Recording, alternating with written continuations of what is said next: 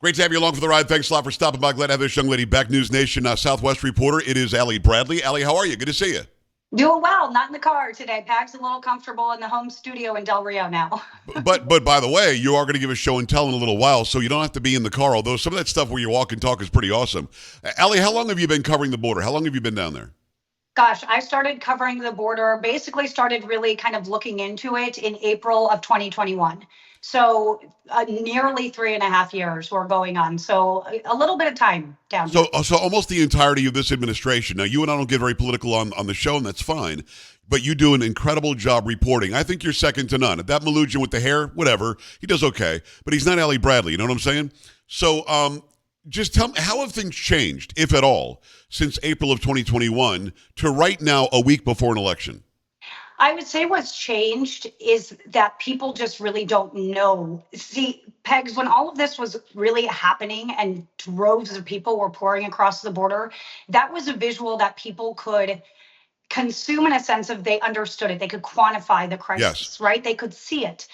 Now, the same thing is happening in a different way, and America thinks it's not. So that is, I think, the biggest thing that has changed is people, even on my pages, which inadvertently, you just naturally have more conservative eyeballs when you're covering the border. Yeah. Because it is a Democratic administration.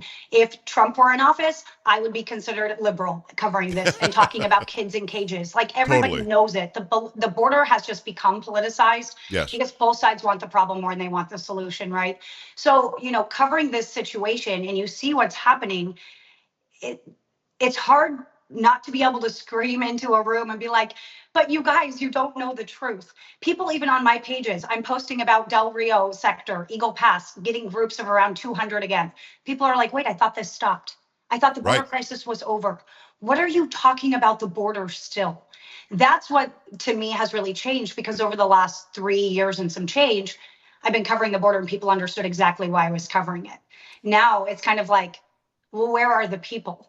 While Well, they're no, flying it's a great over the question. border. I want to stop you there because I think that people don't realize that the legacy media, and you're not a member of that, neither am I, they will say whatever the talking point is that they want to get across and not necessarily tell the truth. You're down there telling the truth. So since April of 21 to today, and especially right now, those who are in this administration would have us believe the border is closed. Biden finally did some executive orders that shut it down. Whereas you've been reporting to me, and tell me if I get this wrong, that's not really what's going on. The NGOs are signing people up early with the CBP One app. They're also applying for parole. They're applying for asylum. And then they're coming here and not called illegal. They're literally being given temporary legal status, so they're not being counted as illegal encounters, right? Right. And that's the thing, right? We stick on that term, legal versus illegal. So the Right. mainstream media fixates on the illegal crossings and they say illegal crossings are the lowest they've ever been. But I'm going to be honest here. It does not matter. I'm apolitical here. Yeah. Under Trump, he didn't have OFO numbers because there wasn't a CBP One app. Right. So they have shifted the movement, right? So you're seeing about 1,600 people on average a day come through the ports. That was not happening under Trump. So they're Right. telling you the numbers are lower than they've ever been. Never mind CHNV and never mind the gotaways. But Well, that's I want to ask you true. that specifically for actual empirical data. They're saying that the numbers are lower now than when Trump left office. Is that true? That's what they're saying, but that's not accurate because Yeah. they're also attaching that to the illegal entrance, right? Right. So that is going to be the people that are coming between the ports of entry that would self-surrender to Border Patrol.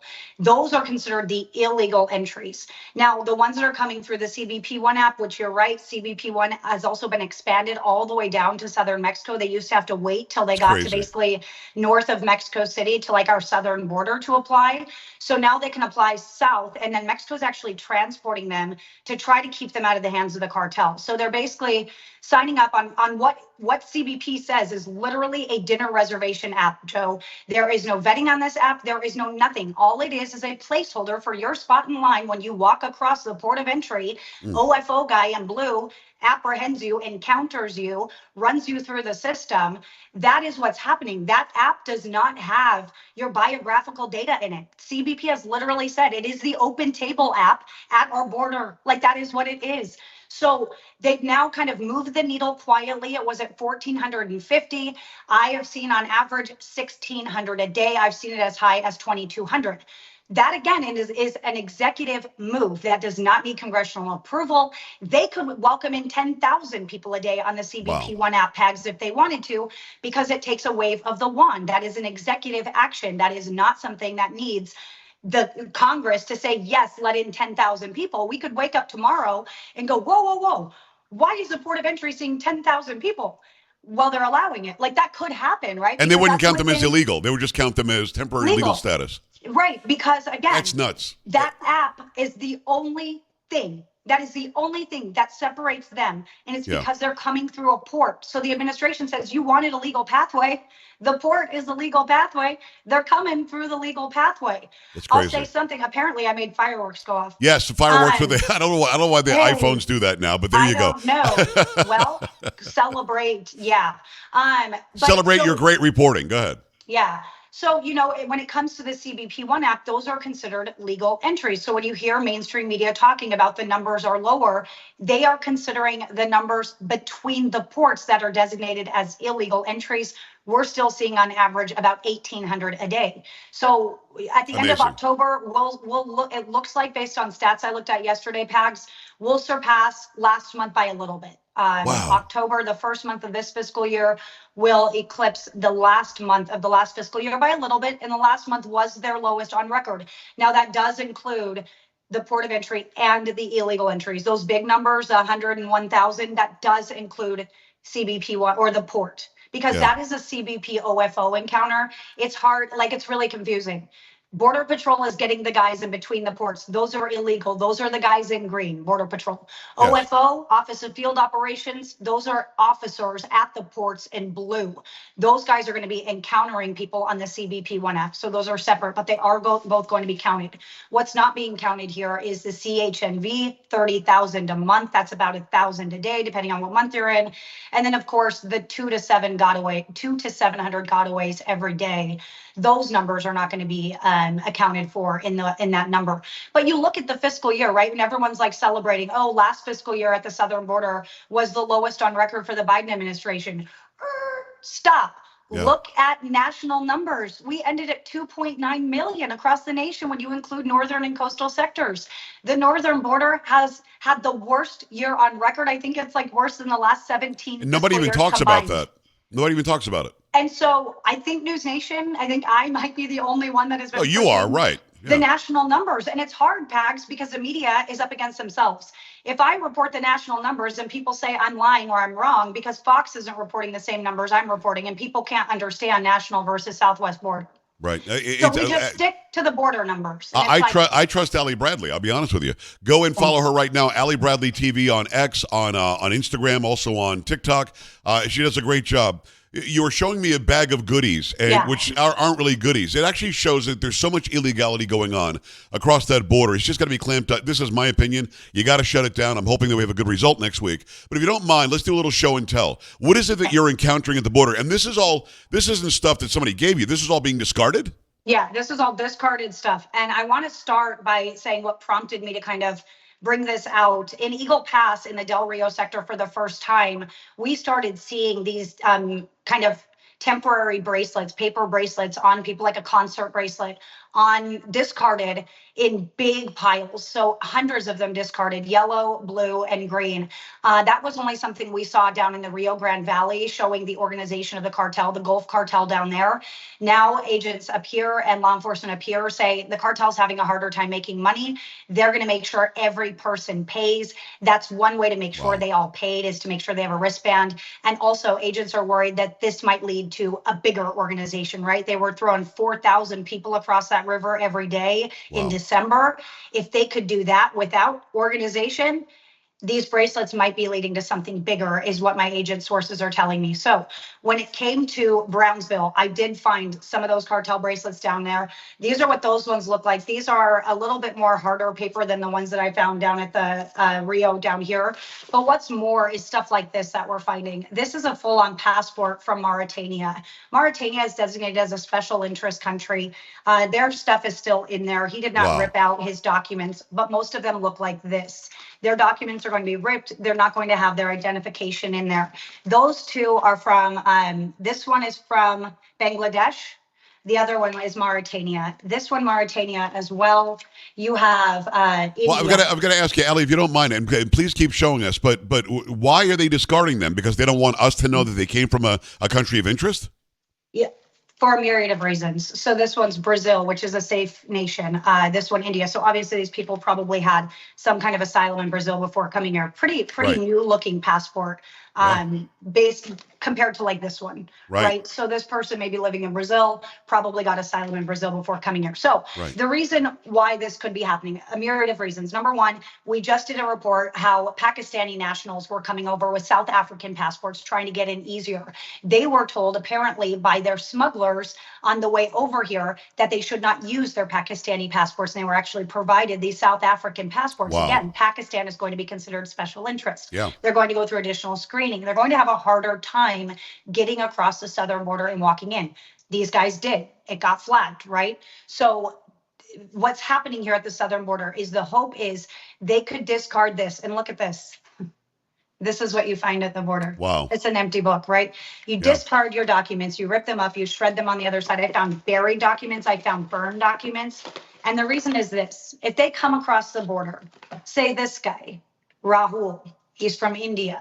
Say Okay. he comes across the border and goes, Yeah. well, I left that over there.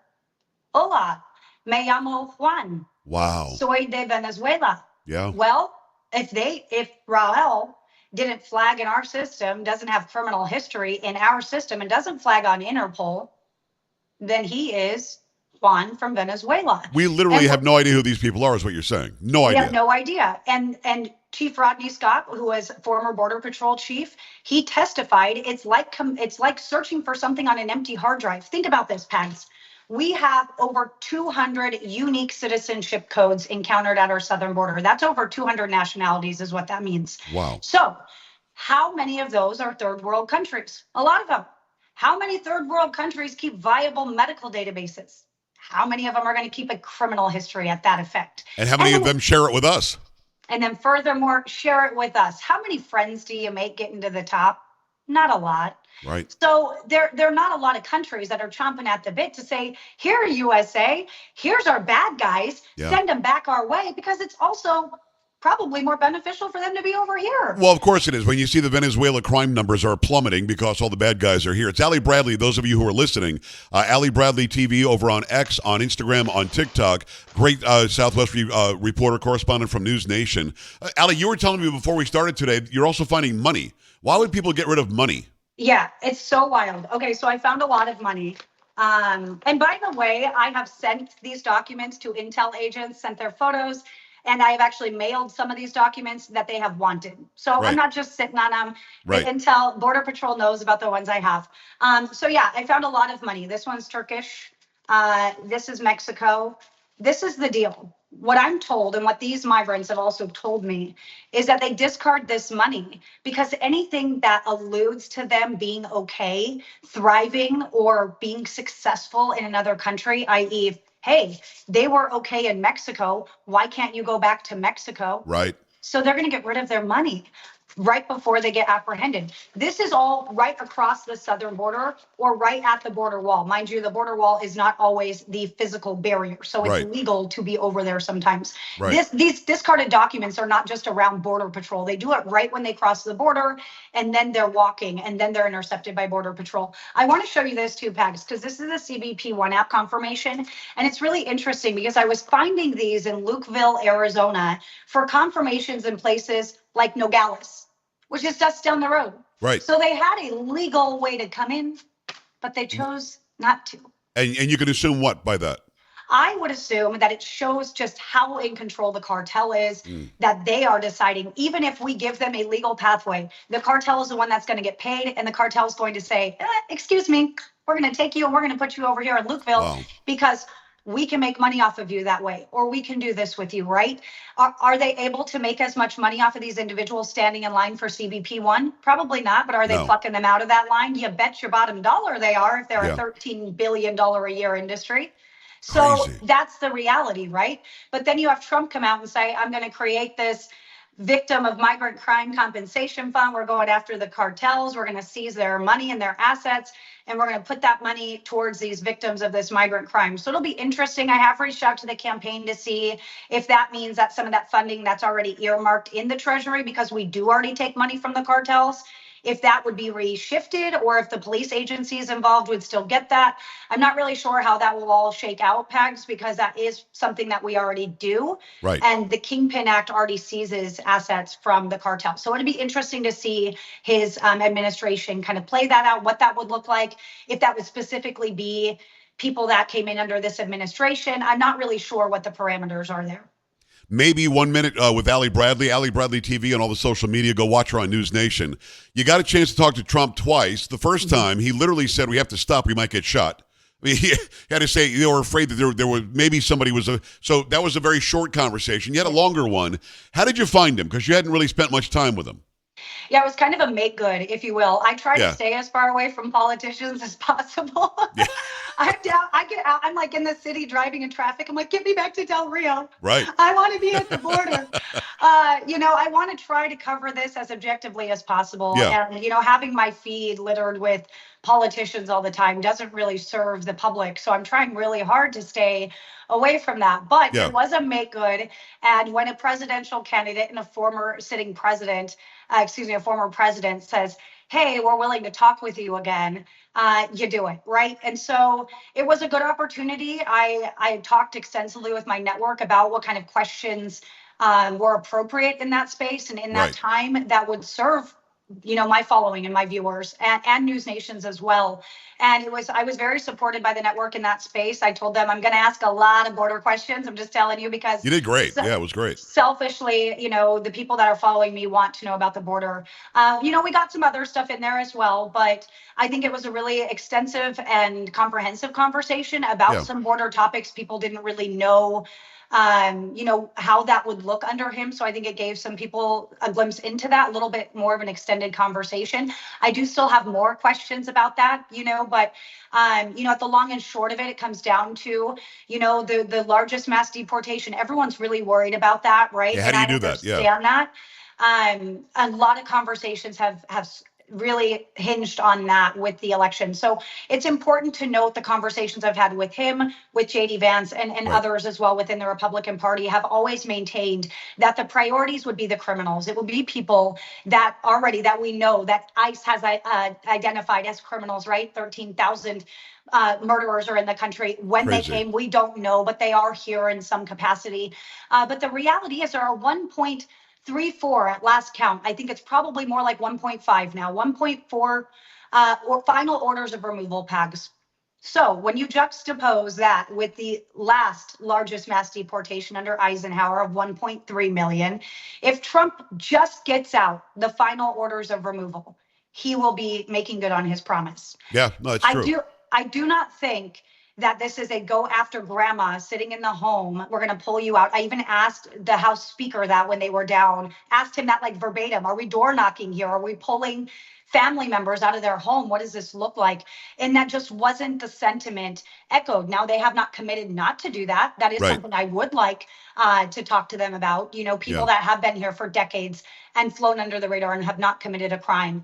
What kind of protection would be offered to them? So that is something that a lot of people do rally behind, Pegs, that those people are not the ones that need to be ripped out of their homes. So no, I'm with you. I think that the campaign, and this is me being selfish, I'm going to be voting for Trump. I'm not asking you what you're doing, but the campaign needs to be specific. We want to get rid of the people that Biden let in. If they say that specifically, then that takes care of all of that. I don't think anybody wants the abuela who's been here for 30 years to be sent to Mexico. I think that'd be stupid. We've talked about the ones that have been let in. Most of them have a notice to appear, and the former president is going to have to use executive action to override that, because that is due process. He said he's willing to do that. JD Vance backs him in doing that. But is SCOTUS going to let's see, right? So they're going to have a court battle on that. Again, like I said, if they just got rid of the final orders of removal, they would satisfy their campaign promise. And to me, That's going to be the first thing they do is satisfy that, say okay, and then the rest is going to be what we can handle, what we can Right. do. So we'll see, but waiting for some answers on that, and still have some more questions. Despite we were promised 5 to 7 minutes, and we got about 13 minutes with him. That's what happens. I went to the White House and interviewed him. They gave me 8. I took 11. So you always try to get a little bit more when you're the person asking the questions. Oh, they wrap me. I said, Yeah, I ignored the rap. I I didn't even look at it. I just ignored the rap. I'm with you. I mean, great job with that. I thought you did a great job with him. When Harris was there recently, she finally went to the border. I know she said she went 2 or 3 years ago. She didn't. She went to El Paso, 9 miles away from the border. This time she went there, only had 2 higher-ups with her. The frontline Border Patrol, I don't think even wanted to talk to her. Were you there, and did you have any opportunity to talk with her? Do you think you'll talk with her? So I was there. We did not have any access to her whatsoever. She had a kind of, I think it might have been CNN like pool camera that traveled with Right. her. We were not granted any access. Initially, it was supposed to be Fox was the pool, and Bill Malusian and I were a little bit taken aback. I was like, Whoa, wow. what? And then they got the call that they weren't anymore, and I was like, almost had him. So we didn't, we didn't anticipate, but we always hope. You always hope that, Yeah. And I'm going to tell you this. I have emailed her people just about every single day asking for some kind of conversation, and I haven't even gotten a response. Like, we'll see what we can do, or no, thank you, nothing. So I mean, has Walls been down there? I don't believe he has. And again, you're not a political person in your reporting. I get it, and I love that about you because you're a great journalist. I love when people think you're a conservative or they think that you're a liberal. That means that they're confused because you're a good reporter.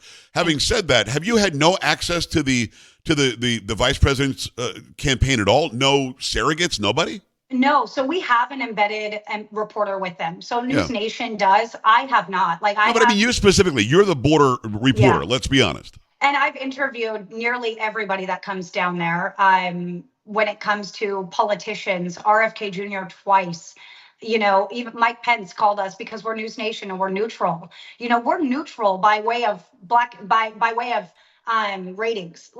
So if you're going to talk to a network that's covering the border, I would think we would have a chance. Well, you had a great chat with RFK. RFK Jr. chat was amazing. When I saw you with Mike Pence, I was mad at you for about a minute because I'm like, I'm mad at Mike Pence for just being so negative about Trump now. But that was a great job with him as well. I mean, I've seen you do that. You seem to with the Speaker of the House. So I guess I'm asking, does the left understand that you're doing a down the middle job and that it would behoove them to talk to your audience? They don't seem to get that. I just feel like any conversation about the border when it comes to illegal entrance or a problem with vetting or anything like that is just not going to serve the left right now. It's just not going to benefit them. But I've never seen you ask a gotcha question. You're always a very even-handed person. You were not soft. You weren't soft on Trump. You asked Trump hard questions, and he did well. Right. So how do you answer a question to someone who's been in a position for nearly 4 years? Why didn't you do more to improve the vetting system? What was done to change the vetting system, right, or to make it so that we do know who that is? So we do know who's coming from Venezuela. How do you answer a question about why are 300,000 kids missing? Why isn't Congress obligated to call the people after they're placed with their sponsors, those children? What is happening? Ali, I hear you, but I think you and I agree. If you're running for president, you answer the questions.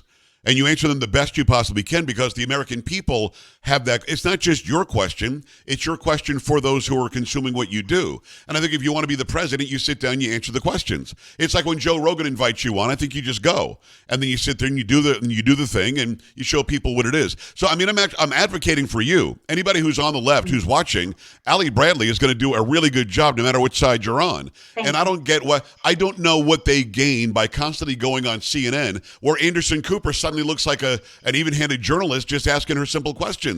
I think a question and answer, maybe not with you. I'm sorry, maybe not with her, maybe with Mayorkas, maybe with Tim Walz, maybe with whoever the Secretary of State might be under Kamala Harris. Somebody from what would be the next administration should she win.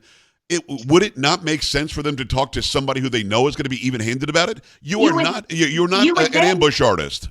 Right. But the thing is when you're talking to someone, I mean, the former president, he literally called me the border expert. That was not, you guys didn't get to consume that. But that, so when that is known, he's right. When someone says that you're the expert and you've all but ignored the crisis. You said the border was secure for nearly 4 years, for 3.5 years, Right. carried that water. And then you're going to sit down with someone who is considered to be an expert subject on the subject matter. So that does not serve you. It just does not. There's no benefit to you. Like, Right. in that space, you got to think like Trump, right? Does it help you or does it hurt you? Well, Yes. going on there's probably going to hurt you, Yeah. because I'm going to ask you. So why didn't you carry out Title VIII? You're talking about right now, the policy that you will enforce is someone crossing between a port and being banned for 5 years because that's an illegal entry. She said that that's the policy that she will be tougher than Biden Right. on. That's the current law, Joe. That's Title VIII. Just do it. Right. Just do it. So- the so Title how A, do you sit Title with 42, they someone? did away with both. Well, I hear you. And I agree with what you're saying. I'm saying if I'm running for the highest office in the land, I don't care who it is. If it's somebody that you know is an even-handed, very good journalist who is an expert in where she works, I think that you sit down and talk to her. I'm advocating for you. It's Allie Bradley, Allie Bradley TV. We've gone so long, let's just keep on going. So you mentioned the 320 or the 300,000 kids. Yeah. The argument from the left is they're not missing. What are you talking about? They're not 300,000. They know where they are. Allie, we truly don't know where they are, do we? You know, it's really, really frustrating because I've met some of these kids. I've met a 7 and 10-year-old, 2 little girls from Ecuador, freezing by the wall in Lukeville, whose mom was already in the United States. So what HSI investigative agents tell us is that a lot of times these kids are left behind as payment. Then they're sent over with a note card. Hey, promissory note, we're going to send them back to you. You know what that note card is? Their destination, their sponsor. Border Patrol calls that number. That number answers, yeah, little Johnny is mine. Off little Johnny goes to the sponsor. No one's doing a home check. No one's going to that house. No one, that could be, it's the worst thing to think about, but that could be that could be the cartel. The cartel Of course it could present be. in all 50 states. Like, So we're just taking whatever's on the note card, we're taking it as that's because an adult answered, that must be right, connected to this because they kid. What want is to that? connect them with someone who knows them, right? That person must know them. They've got their name and information, date of birth, and their address on a note card. That must be their parent or guardian. The Florida grand jury report found that 44 kids were delivered to one address in Texas. What? That's crazy. Like, what is going on? And then the DOJ comes out with this lawsuit against Southwest Key Program, which is the largest contractor that houses unaccompanied unaccompanied children. And there's all these sexual exploitation and Of course. different issues involving children under the biggest government contractor. Nothing in the lawsuit does it prevent them from having new contracts, or do these contracts end? And all of this, Joe, as there are 3 government facilities sitting in warm status that taxpayers are paying for, but America does not want kids in federal facilities. They'd rather have them in Southwest Key Program facilities where apparently they're being sexually exploited. So we're paying for these facilities to sit vacant, but half staffed, and then we're shipping them off to these Southwest Key Program facilities across the nation. There are 296 facilities. Some of them are old Walmarts. And then they go and someone comes in to pick up the kid, walks out with the kid, takes them home. There's no home visits happening. They're basically. And we have no clue who these people are. We have no idea. No clue who they are. And the thing is, they say, Patty's mine. That's my kid. And here's a picture of her. Hey, cool. Patty's got a family. I mean, That's there are her literally rape trees on the other side of the border where they're raping little girls and little boys and women and everybody else. And now we're turning it over. We might be assisting, if I'm hearing you right, and this sounds like the extreme, but our government might be assisting the cartels in the sex trade? We have no idea. Could that be where they're happening? going, right? 44 kids to one address. Who knows that? What I the hope hell that's is a good that? Samaritan. I hope that's just a woman with a really big heart. But we don't, like, a lot of times these individuals are coming over and the administration, the government, they just want them to be safe and with someone, right? They don't want them floating around in the system and going from facility to facility. So someone knows them and someone can claim them.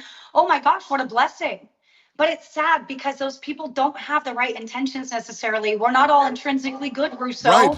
There are problems. They're not good guys. Well, we know that a New York lot. Times did a whole article, Pags, about kids being wrapped up The in Times. big factories, and nobody cared. Can you imagine the New York Times actually doing reporting on this? It must be really happening, because otherwise they would always be complicit to the left. What blows my mind is that we know that a lot of these people come over owing a lot of money to the cartels. You are now my indentured servant until you pay me back the $8,000 I want plus $10,000 for the VIG. And now they go and start committing crimes in big cities in the United States, or they take over apartment complexes or whatever, just trying to pay back so that their family back in wherever they came from isn't in harm's way. This is a cycle of violence and sex trafficking and human trafficking and fentanyl trafficking that we are somehow helping them with. Well, You're there. What I just said, it's kind of close. Either it's spot on or it's close to what's really happening.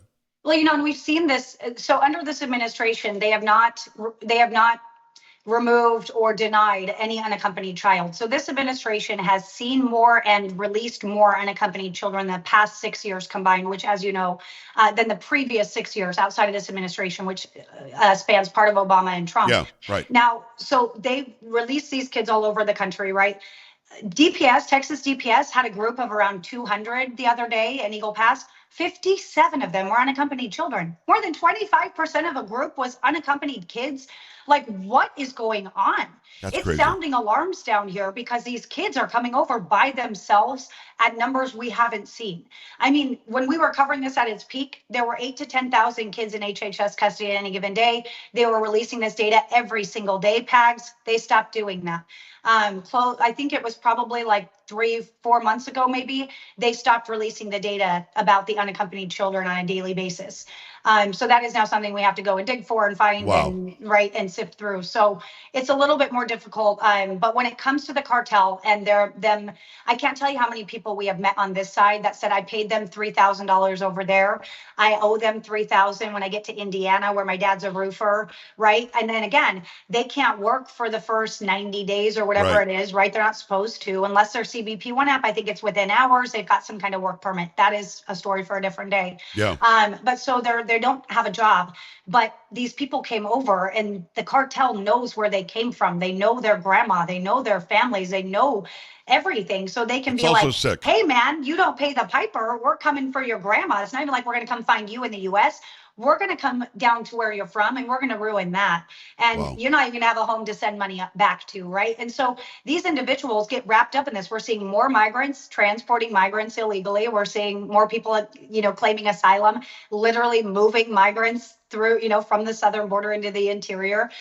We've got people involved in Tren de Aragua that are popping ATMs right now in Texas and in other places like Florida and Georgia. We've got gangs hitting ATMs right now that are involved, that are here illegally. So yeah, they don't have legal jobs. And so, but then it's like, what do? Do you have them start working? So then that's a magnet. That's what the right says is a magnet. Yeah. So you've got this cycle, like you said, and I don't, the answer lies within all of that, right? I'm not in Congress and I have a journalism hat on, so I can't tell you the answer, but I know what it is. It's very easy. Someday I'll tell you. But in the meantime, we'll sit here and report what we're seeing on the front lines from the front row seat. And you're masterful at it. Listen, Allie, I think you're the best. Those who don't know Allie Bradley, go follow her everywhere. Allie Bradley TV. Watch her on News Nation. She does an amazing job. And I hope I hope they're smart enough on the left to say maybe we should talk to the border reporter. Maybe we can win a couple of votes. I don't think they will, because they're going to have to tell the truth. But it is wrong to not talk to somebody like you. Well, it's like the same where VP Harris and Biden never reached out to Chief Ortiz, nor did they reach out to the current Jason Owens. Chief Owens hasn't heard from Harris either, right? So you would think they'd want to talk to the chief of the guys in the green. The border sheriffs have never heard from this administration. I've talked to them. So, Allie, incredible job. Thank you so much for doing it. Go and follow her everywhere. Allie Bradley TV. Amazing work. Thank you so much. Thanks, Pegs. All right, we're back after this. Stay right here.